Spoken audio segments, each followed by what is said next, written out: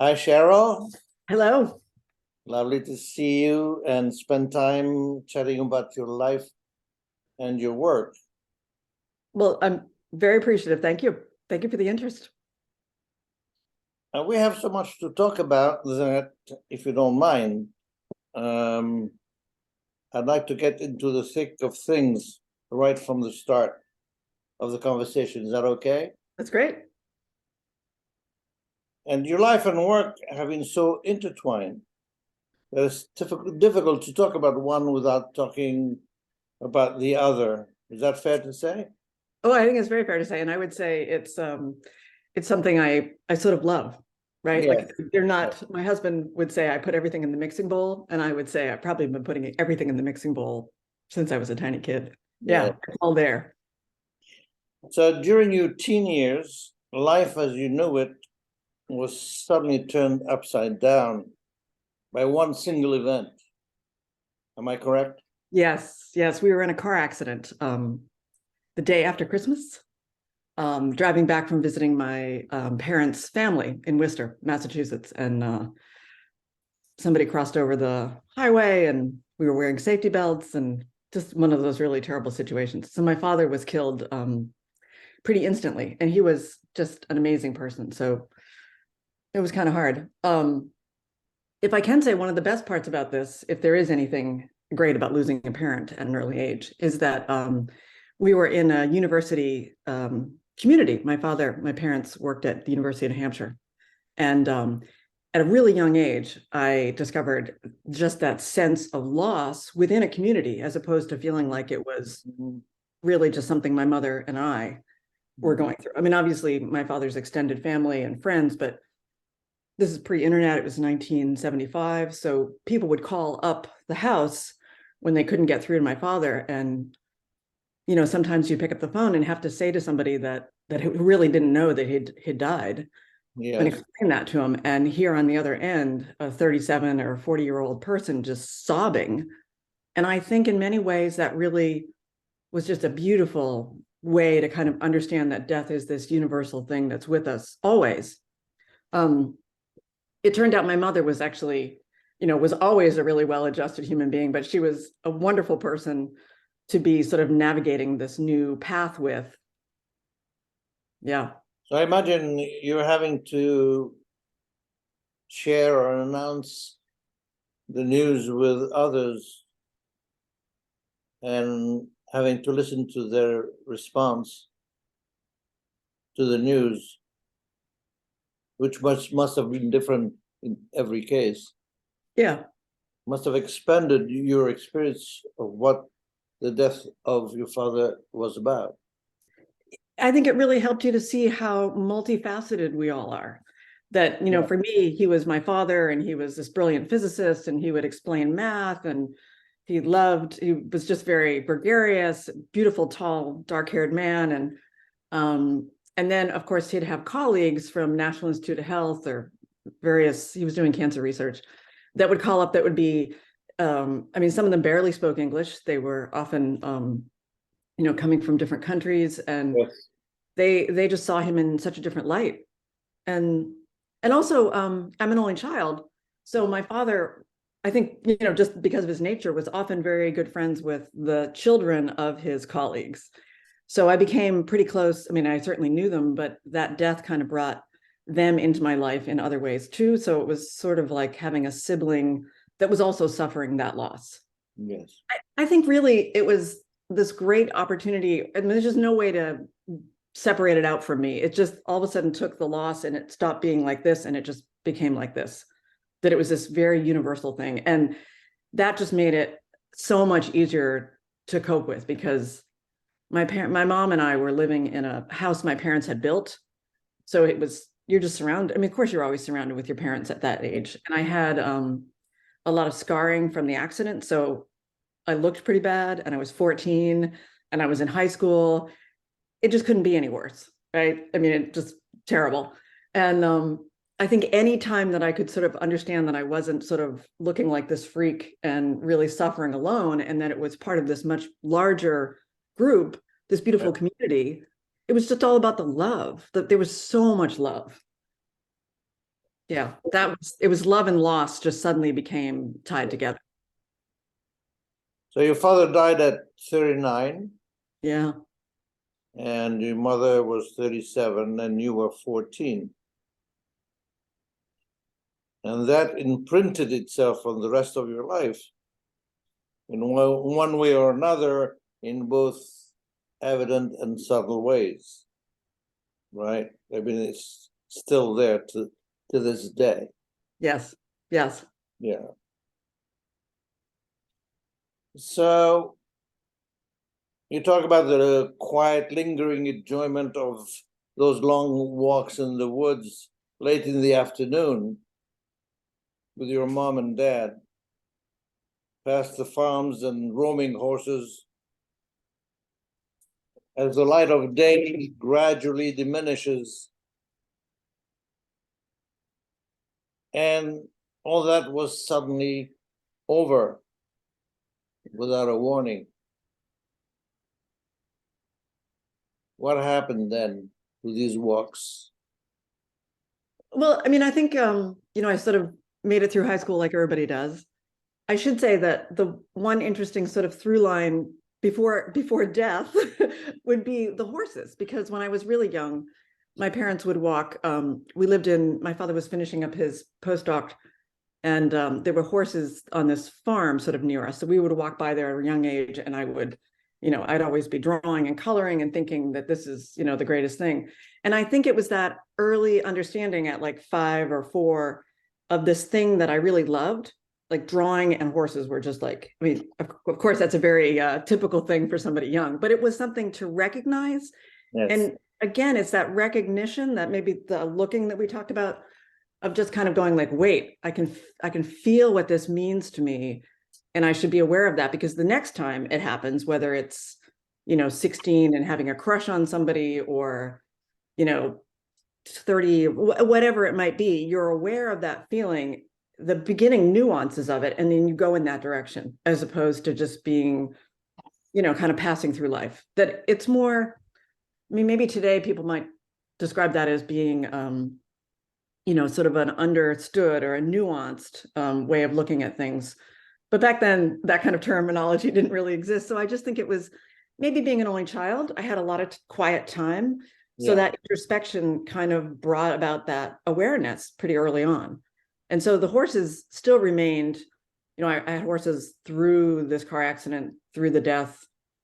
And I think that was really, it's that you're holding on to the other things that you love to kind of create some sense out of what might seem like just chaos.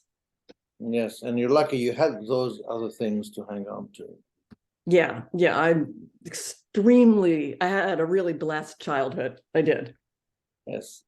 And what struck me is that your mother told you that we are not struggling alone through life, that we are loved. Yeah. Our loved is a magical statement. It really is. Yeah. It is.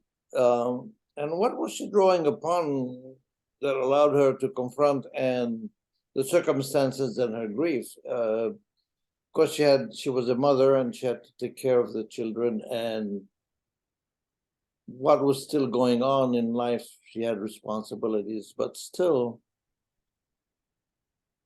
to be able to get in touch with that sense of being loved through all of it is very touching. Yeah. I mean, it is, fast forward to a current or, somewhat recent body of work was about my mother. And I would say that I'm just continued to be sort of marveled at somebody who was then 37. I mean, she was a really big reader. So she was always reading books about psychology and birds. And I mean, she was outside a lot, and she was very, she just loved people. So she spent a lot of time with her friends and family. And I feel like she was just a really beautifully well-adjusted human being. I don't know that she came out of the womb that way, but in some way she must have, because she was just one of those people that everybody, would really gravitate to and talk to. So it is interesting to try to understand like how you could have the wherewithal to sort of navigate through this death and loss that she obviously was feeling, and then raising a child and selling a house and getting a job, because back then women of her age didn't really have credit. I think the mortgage was in my father's name. Classic, right? So that took a lot, and I don't know how she did that, right? It's magical, but she, of course, just kept going on in that direction. And I think she became, just, I mean, as she aged through life, she was just in a better place, I think, to navigate through all that. It's sort of like having, if I dare say, having therapy when you're younger really informs the rest of your life. Yes. But she was obviously in touch with those inner resources that came to her naturally. And that's very interesting and very touching, as I said. And since the age of 3 and 4, as you mentioned earlier, you had already started drawing horses. 2 horses, in fact, one white and the other black. I called them Blackie and Whitey. I don't really remember their names, but at 4, that's what I would refer to them as. And it was love. You call it first love. Yeah. So before tragedy hit, all there was in your life was a love of just simply being alive, like a child. There's that fundamental love of life, the love for your parents, and there was also that first love. That's a lot for a young girl leading a sheltered life, and yet it was so simple, really. Yes. Yeah. It was a simple, happy life. Yeah, and I think some kids still have that. I mean, all my friends had horses, so we could ride from one, I could look across sort of a mountain range and ride over there, and it was pretty great. I interestingly didn't really find the idea of a landscape very attractive as I got older and started to make pictures, because I think I just spent so much time in the landscape that I just kind of thought, well, this is sort of like breathing. I mean, of course, there's beautiful trees and birds and, everything is great, because I hadn't really, it was all something I took for granted. Yes. It was also about what your definition of a landscape is. Yeah. Entered into the equation. But then for your MFA, you got these 3 magical teachers that entered your life, who must have told you it's not the main subject, the image that makes the image. So magical is a lot to say about one teacher, magical teacher, but having 3 magical teachers, like that's a lot. It was. So what was so magic about them? Oh, I just think so for the record, I went through kindergarten, elementary, high school, college, and then I took 1 year off and then applied to grad school. And I don't, to this day, I'm not sure why I was ever accepted. I was extremely young, and it was a MFA program at Mass College of Art. And I wanted to, I had a 4x5. I had worked chopping wood for somebody to get the 4x5, because no money, of course. And I wanted to study under Nixon. I really thought I still, of course, do think his work is incredible, but I didn't know Abe Morell, and I didn't know Barbara. And so I went there, and I just thought, well, this is going to be great. And it was sort of, I think, a kind of renewing, I was probably 22 by then. And I just felt like, okay, I've kind of, I've got the sadness down, and I sort of understand a little bit more how I feel. And I know how the loss might have impacted my life, and my mother's in a great place. And I'm, it was kind of it was a beautiful time, right? I just felt like I was becoming an adult, and I was comfortable with, what I was thinking about in a new way. And so grad school was just, it was nirvana. The idea that you could be, Mass College of Art was very inexpensive. I was in state, so I didn't have college debt load to worry about. And you just had so many things to read and so many things to look at, and it was in Boston. It was just incredible. And again, if I can say, because graduate programs can be so different, but in those years, and I still think that's true at Mass Art, it was all about like really supporting students. So if you would come in with work that was kind of, not so great, they would tell you that, but they would tell you that in a way that made you feel like, don't worry, because I know you're going to come back with something better tomorrow. just keep on going. And it was this idea of almost like you were on this log roll, that as long as you kept making work and talking about it and being engaged, that things were going to go forward and life was going to get better. And it was never this sense of like, I suck. Weirdly, there was like no self-doubt during those years at Maths Art. Like they really just managed to get students to really think about how they could go forward. You know, whether it was reading something else, reading essays, going to films, seeing other artists, changing format. I mean, it was technical, it was analytical, it was all of these things. Yes. So I happened to have really lucked out. And then it wasn't just Nick, of course, it was Abe and Barbara, who are all just, they're just beautiful people. And, you know, they're still in my life. Yeah, they were conduits to wonderful experiences and resources. Yeah, yeah. Yeah. At a very young age too, right? I mean, I think I got out of there, I was like 24.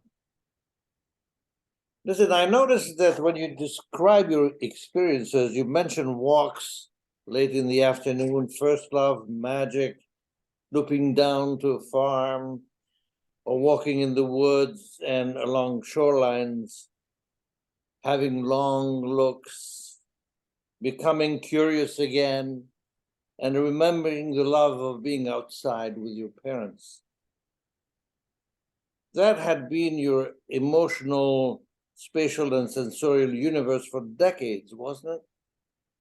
Yeah, it really was. And after grad school, I did a similar thing to everybody. I, got some adjunct teaching jobs, and I worked too many jobs, and I did freelance, and I did whatever I could to pay the bills. And I was with a beautiful man, became my husband. And I think I just got to a point where, I wasn't quite sure what direction my life was going in. I was either going to have to leave this beautiful area and move to a city and try to teach, or try to sort of cob together some kind of life. And about this time, we had our first child, which was a huge surprise, a wonderful but huge surprise. And I think that really kind of got me to sort of have a new sort of stop at life and kind of reassess where things were going. I mean, not unusual when we suddenly discovered that your responsibilities have really changed. And I think at that point in time, there was that sense of being, it just never gets old. Being at the time young and female and not very big, not a big person, and just feeling like I just have to kind of hold on to these things that matter to me, because I could pretty quickly evaporate and be invisible, and I'm just going to be somebody's mother forever. And I really didn't want that. I wanted my kids to know that there was this beautiful life that they could have too. So I went out into the woods with my kids. I went on to have 2 more children. So I have 3 young kids that were all very close in age. And it was sort of that ability to kind of think like, oh, wait, I've kind of been doing this. This has been something that my parents did with me. And, having books around and being able to look things up and walking into libraries and onto campus.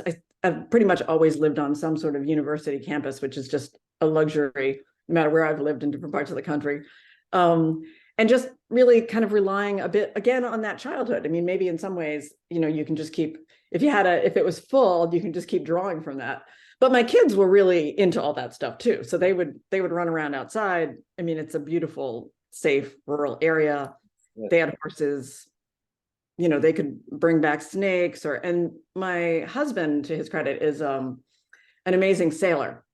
So we would often take these long, cruising trips where we'd be gone for a couple of weeks, and my whole family would be on a 36-foot boat. So you really have to have that intense relationship kind of either worked out or understand how to deal with conflict and be comfortable with that. And I think that was, and the photography was sort of this beautiful thing that I could do while I was with them. I still continued doing the 8x10. I could, have it on the boat. I could have it on islands. I could haul it out into the woods. And that allowed me to keep thinking like, okay, I'm still Cheryle St. Onge, and I'm still making work, but now I'm a parent, and yes, now I'm an educator, and yes, I'm a wife, and a daughter to my mother, because my mother was very involved in all of this as well. As I hear it, it was a matter of maintaining balance, but that was ever since childhood, right? Yeah. Balance was important, and you were aware of that.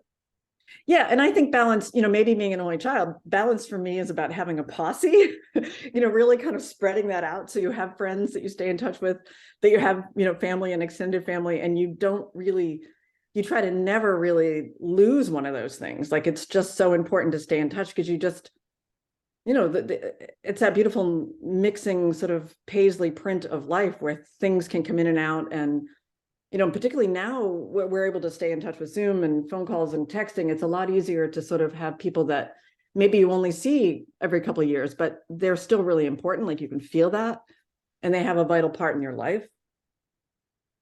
Marcel Proust and Annie Ernaux, who is the recent laureate of the Nobel Prize, and others like them, told us at length of personal events and how they maintained balance in their lives and how they kept going. So your story sort of reminds me of them.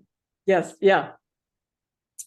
And even though, as you tell us, there wasn't that much money to throw around during those years, still for you there was happiness in one form or another. And as you started telling us, there was this closeness with your mother, and that was very important to you too. That was an anchor in your life. Yeah. Tell us about that. Tell us about that. Well, I mean, I just think that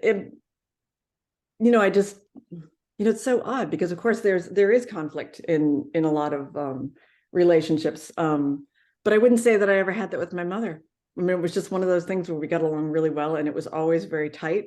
And I think my own children, I just felt like that was the norm, that we will be together and we'll have this beautiful relationship. And certainly there are difficulties that come in and out of life, but I think trying to maintain that sense of, like, when things suck, a death at 14, that at least openly talking about it in some way really is still the means by which I can navigate through that. So even as terrible things would happen, at least there's a language there, and you can start to understand that the tears and the sadness are part of working through the difficulty, that you might be able to function eventually, that it's a long path. I should continue to say that I have had a really blessed life, right? I mean, yes. Even with all the difficulty, I'm still standing here. Through it all, yes. Yeah. And there is simplicity, to what you described, simplicity of childhood itself. But there is a wistfulness to your work. It's difficult to describe, but it's deeply felt and lived. And there's a sense of direct contact with things and events. And so when we look at your work, we are temporarily transported into your world. And it's done without intent or artifice. Wow. Thank you. And that's really notable. So when you went back to teaching, you started making pictures of horses again. You observe them, they observe you, they try to trip your tripod or topple it. And you, of course, are in heaven. Am I right? Oh, amazing. And this was during a time which sadly I don't think happens anymore. But at this time in my life, there were in New England, there was still a fair amount of horse racing, which, we've done some terrible things to horses through history. But so I would be able to walk into these thoroughbred rehabilitation farms around in Massachusetts and in Maine, and they would let me hang out with these horses. And I had a big old Sinar. It was, one of those big aluminum ones. It had an enormous tripod, and you just set it down, and it wasn't going to go anywhere. The wind wasn't going to do anything to it, and you could wander around and sort of figure out, like, who looks interesting and where to go. And of course, these horses, it's interesting now to talk about them relative to this idea, of a selfie. But, back then there was that sense of a black box, right? And people are kind of like looking into what are they seeing? And the horses would literally, they're just such curious animals. And to be fair, they're often out in a paddock all summer. Like maybe they come in at night, but possibly not. They're, on these enormous paddocks. So I think they're like, wow, there's something new to possibly play with. And they would come over, and the work was, it dealt with, the horses were probably like 4 or 5 feet away from the camera at best. And so it was really that wonderful thing of that really close proximity. And I was lucky enough to get a Polaroid grant. So I was using the Type 55. It was really easy. You could sort of see what you were doing. And it was that wonderful kind of precursor to having a digital sense of what something looked like. And kind of waiting until they would, sort of like people, like waiting until they stopped doing the little grinning and giving you all the answers that you wanted, and they would just get kind of bored, and they'd sort of stand near you and kind of nuzzle the camera. And yeah, I just thought it was the greatest thing. I would just sit on the ground and hang out with them. But it was slow and deliberate work. It was. And, this is, again, that weird thing in life that doesn't happen in my life anymore. But at that time, I felt like I often had acres of hours. If I had children, they were either with me or they were with their grandmother or some, I didn't really stress about that. I might not have been teaching that day. And so it would just be like, this is what I'm going to do today. I'm just going to go there. I'm going to hang out and we'll make work. And it really was that. It was such a different time. I think that, I love that we all have the same 24 hours in a day.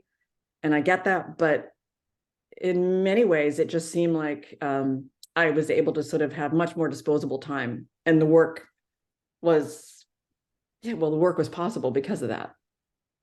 So you made a book of it and you called it Well Below the Withers.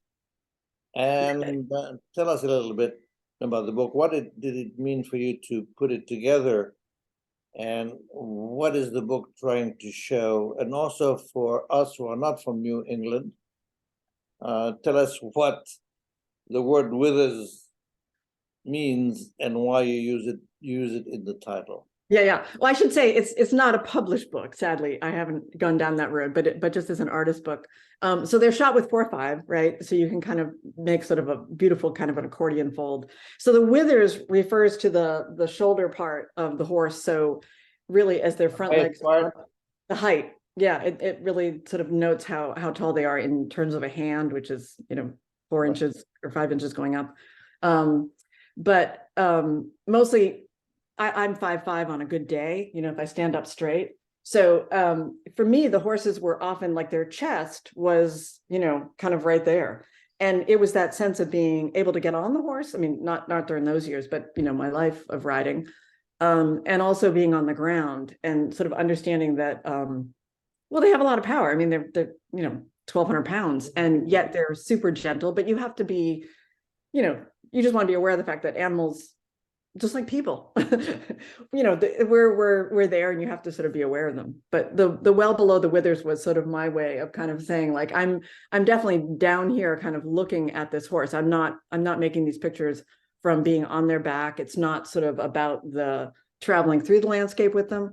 It's really much more about being there on the ground and sort of experiencing, as if you could, being human and there being horses, but understanding a bit of how they spend their day and the weather and the beautiful, late afternoon light and things like that. And did you feel the reality of the relationship or the exchange and the communication with the horse while it was going on, that it was real, that it was something was happening? Was that palpable to you? Yeah, I think it is. And I probably wasn't in an emotional place to really acknowledge that. I would say that my mother's death has kind of helped me to understand, to be a little bit more open about some things that I may not really think are things that I can necessarily, they're intangible. And I think my work deals with that a lot. So it's funny that I personally maybe don't always feel like I can talk about that, but I would say back then I really didn't see it that way. I just sort of felt it and I didn't really talk about it.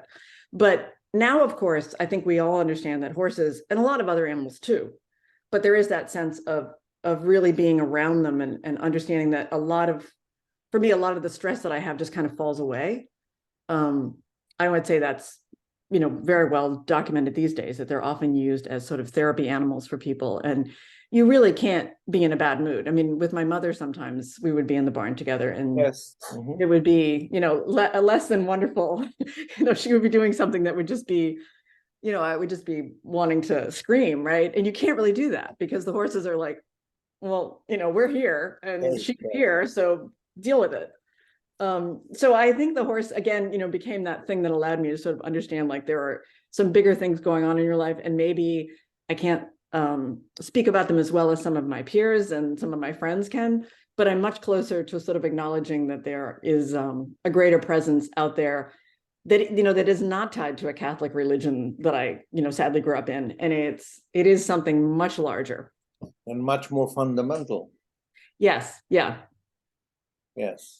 So in 1992, your first child is born, and followed in rapid succession by two more. And of course, as they grow up, you take them to the woods, to the fields and the shoreline, right? And you're recreating your childhood in some sort of way, and you're documenting the experience by photographing it. And what do you photograph? You photograph insects and tadpoles. It was whatever they would bring back, basically. I mean, we'd be in the woods, and, it turns out that 8-year-old boys really will hold anything. I had an 8-year-old daughter who would also hold anything too, but kids are really great about, there is no squeamishness. Like, they'll pick up a snake, they'll pick up eels. And it was really, I think, the beginning of my sort of recollecting my own childhood, like kind of that beautiful opportunity to kind of be both, to understand the shortness of your life, to sort of see your children and the future, where you think you're going, and then really so quickly remember that you were just there in what feels like an instant, though, decades ago. And the beauty of kind of living in the same area, more or less, is that you can kind of see all that. Like, you can return to those places and physically return to the actual places, but also be in other places that remind you of them. And that landscape is so, I think Jamaica Kincaid talked about our native landscape, and New England is just, I think I sort of would bleed New England blood if it came out. It is a beautiful area on the coastal part of New England. And I couldn't imagine a better place to be as when I had kids. And it was just, so I could go outside and, God damn it, I was going to continue to make pictures no matter what. I don't think they were really going anywhere at the time. I really was just beginning to understand, like, okay, how can I organize this, and what am I looking at? And, I think you kind of hinted at something, which is that, when your life is really, not my life, but I think everybody's life is really busy and full, and you have all these things going on, and you're maybe imagining, a spiritual sense, and just the economic life, and there's just raising children. It's all very complicated. So in art, it was often good for me to have one camera, one lens.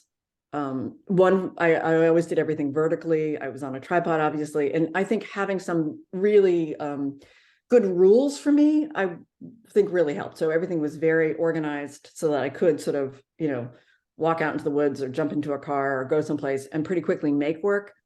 And I think the making of the work is, I'm sure other people feel this way, but as a young woman and a mother, it was just like, I just you had to do this, because it was something that was going to make you happy, but it was also something that was just going to keep reminding you that you weren't just a mother, as though being just a mother isn't enough. It really is, but there's that duality of wanting to be, there's ego too, right? Like, being a mother. You were also asserting yourself in the world. Yeah. You weren't just disappearing. Right. And there's some ego in my life, thank God, because I think it is a good driver. That was really, I was aware of that. Like, I wanted to make work that meant something to me that might in some way mean something to someone else. What did it do to your ego to receive a Guggenheim Fellowship? Stupefying. I was absolutely stupefied, just completely blown away. Yeah. And I'm really grateful to the powers to be. And money was coming in too. Yeah, I was teaching a little bit, and the Guggenheim Fellowship was, I had gotten a lot of great advice to just eat beans beans and rice. A lot of people told me that. So I sort of tried to live very inexpensively for about 2 years and make more of this work that involved my kids being outside.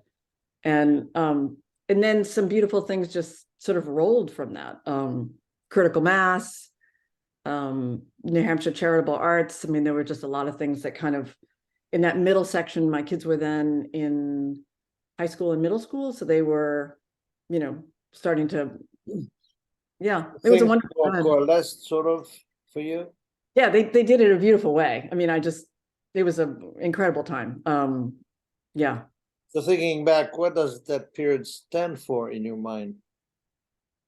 Well, I think it was great. I mean, so certainly, of course, you can try to replicate all those things in life, and we do as we go forward. But sometimes it's really that the work is speaking a bigger language than you can necessarily, like we can promote and talk about our work till the cows come home. But if it doesn't necessarily resonate in some larger way in the world at that time, it can just kind of fall away. And there's some sadness about that. But for whatever reason, this work and the way that it was perceived and everything just kind of beautifully rolled forward. I feel like it was just this glorious time. I would reach out to people, and I had just amazing people would, email me back, and we'd have these conversations, and my kids were really beautifully proud. I mean, they made the work with me, but I think it was sort of this, again, kind of this coming together of a thing that I can't imagine how you can do this as a family. And it's amazing to me that it worked out. Unfortunately, life strikes again. Yeah, because good and bad never lasts forever, right? It's this constant cyclical. And your mother is diagnosed with vascular dementia. Your best friend and the best or the greatest person on the planet is stricken down, and you leave work and to take care of your mother. How was that transition? Well, I didn't think it was going to last very long, right? Like, I thought the diagnosis seemed pretty strong. And she also, I've really sort of come to understand, obviously, dementia on a very different level, but her dementia it was vascular dementia, but I think more importantly, it was just the way, everybody's dementia is different. So she was extremely physically strong. Like, she would hike and walk and do all these things. Right. And all that didn't change, but her ability to, comprehend any logical thing went out the window. So I would come home from teaching, and she would have ripped up all of the daylilies that we had planted, a decade before, because they were weeds. Or she would have put all the horses in the barn in different stalls, sometimes in the same stall with all their halters on.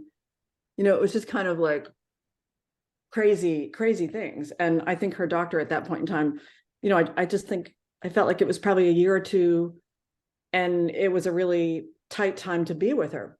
Of course, it lasted, significantly longer. And I think it was that middle time of sort of like, okay, I'm going to stop what I'm doing and I come home. And my mother, to her credit, my husband had built this beautiful in-law apartment. So my mother had been living on this big piece of property for, 15 or so years prior to that, during her working life.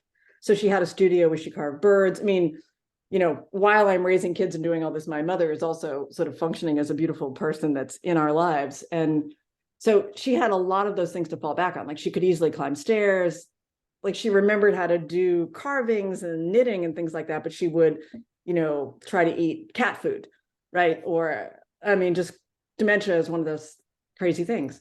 So I think I didn't think it was going to be the long haul that it was. And the revelation for me was that, yeah, it did become, there was a midpoint in time when I thought, I'm going to lose all my friends because I can't just keep calling up and crying to them. And I've stopped teaching, so I don't have that stimulus anymore.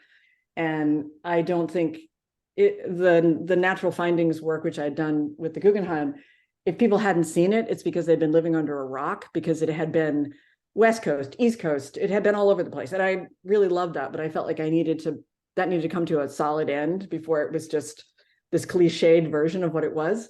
So I had stopped making work, which, is always a what are you going to do next kind of thing anyway? And then having this with my mother. And my mother, of course, for better or worse, became pretty depressed, rightfully so. She was well aware of what she was losing. Like she was able to say, she would meet people and she'd say, I think we must have known each other, but I'm losing my mind. That would be her constant. I'm losing my mind.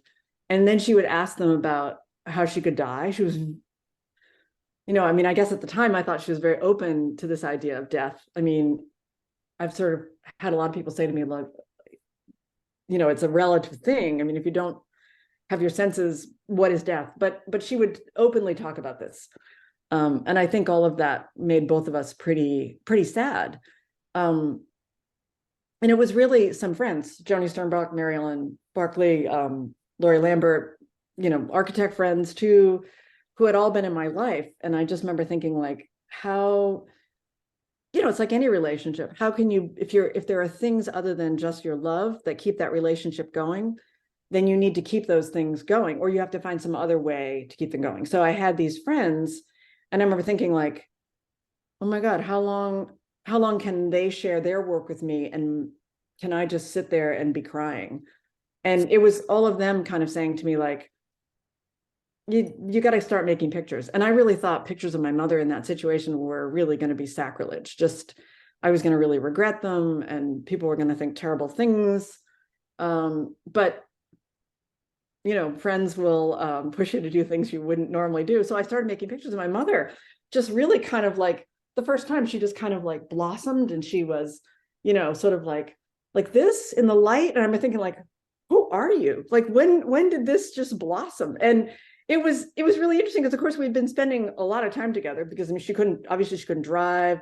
She was still really capable of walking and eating and using the bathroom and showering, things like that. But it was interesting to try to, to make pictures with her.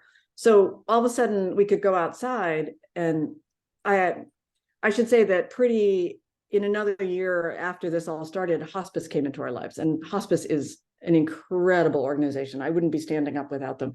But one of the nurses, I think, said to me, the thing is that you had this great relationship with this person, but you lost your language.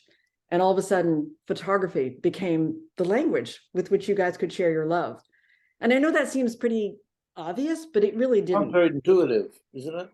It really is. And photograph your own mother as she descends into dementia is sort of counterintuitive to me. Yeah.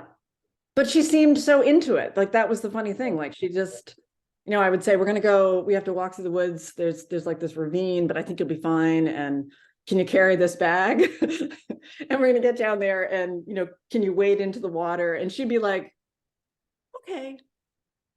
I mean, she would just do anything, really. It was very funny. I mean, I was careful, I should say, I'm always, I think, careful about people's safety, but yeah, we were able to go to a lot of places and do things that, I also didn't have siblings. So my mother and I were kind of uniquely alone in this world. Like she was living at home in her apartment, which is connected to our house. My husband will remind me because he has siblings. He's like, you didn't have somebody, dropping in saying, well, did mom get medicine today? Or did she eat? None of that mattered because it was just her and I. Yes. So it was really easy. My mother stopped taking all her medication. She just said, I want to die. I'm not taking anything.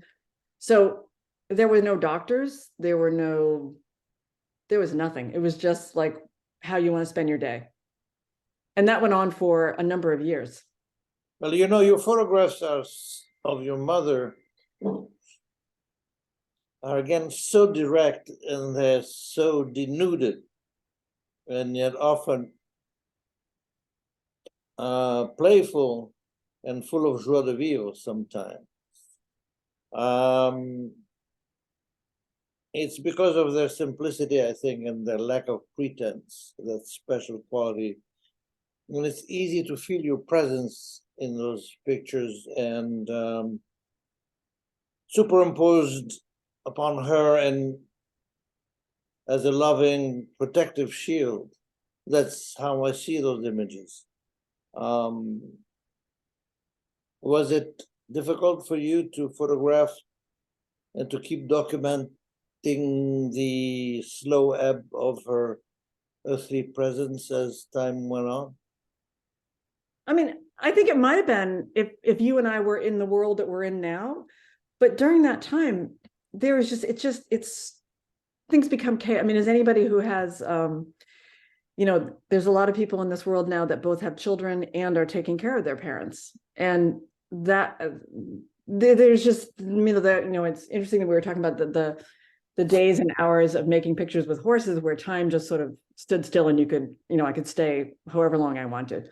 During these years with my mother, it was just pure chaos. Like there was just every moment there was just like, if she was asleep, that was great, but if she was awake, you needed to kind of make sure that she wasn't unlocking the door and going outside and wandering to my neighbor's house or doing things. So there wasn't really time to really be all that introspective. And I would say that maybe we all feel that way when we're making work, that it sometimes I think we might make work and we might share it and really have that back and forth as it kind of develops.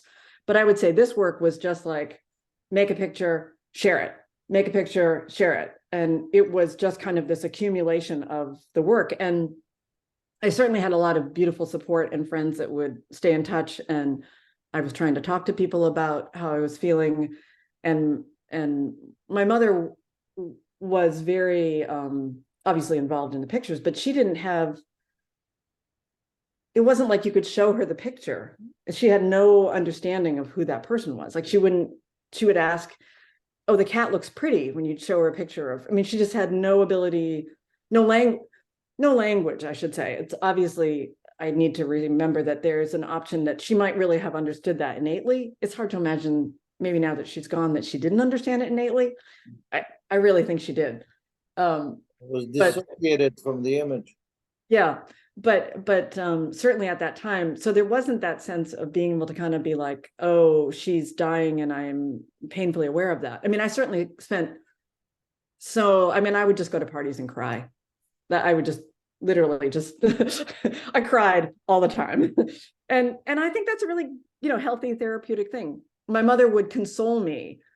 There'd be these profound moments where she sometimes would say something and I would just be bursting into tears, and she would, get up and come over and console me, but really not understand that the very thing that she's consoling is her loss. It was just this, it's so tied together. It was a tangle of emotions and events that were unpredictable and sometimes difficult to deal with. The unpredictability is often unhinging. Yeah. So you compiled a book of the last years spent with your mother, and it's called Calling the Birds Home, but no publisher yet. Palm Press, though, is producing a limited edition portfolio of prints available early summer 2023. You want to tell us a bit about that? Yes. Yeah. So this body of work started out, pretty casually, right? And so I used an old, at the time, state of the art, but it was years ago. So I had an iPhone 11. So some of the images are on that. And then as things kind of progressed, I started using a DSLR. That was great. And then, of course, because of my ego, I started making some pictures when I could with the 810. And it's very interesting because, of course, I just felt like the film and the large camera was really my MO. Like that was how I sort of identified as an artist. And to be making this work that was just like, digital. So I certainly, I'm sorry? Throw away, sort of. Yeah, right. You went from this very staid thing to, obviously this work, she would have gotten up and walked away, for a lot of that, had I not had something faster. But Gus K. Office, who is, obviously Palm Press, was just so wonderful about, he was aware of the work and he's been a friend for a long time. And, he and his wife Arlette were both really great about sort of identifying, having that experience of it being close to home with their own parents, but also, the idea of these different formats and how you bring that together. So this limited edition portfolio is kind of amazing because they made, digital negatives. And so it's a mix of the 4x5 or I'm sorry, the 8x10 and the digital negatives, and it's all gelatin silver. And there's a beautiful printer that is working with Palm Press, Ross, and I'm really excited about it. I've never done. Yes, I'm sorry. you should be. Yeah, it is really amazing. So there are about 10 beautiful images of your work below the YouTube window that you and I are exchanging in now. And when the viewers scroll down, they will see these 10 beautiful images. And they should really do that and look at the work, because the images are really very special. Oh, well, thank you. And thank you so much, Cheryle, for sharing your story with us.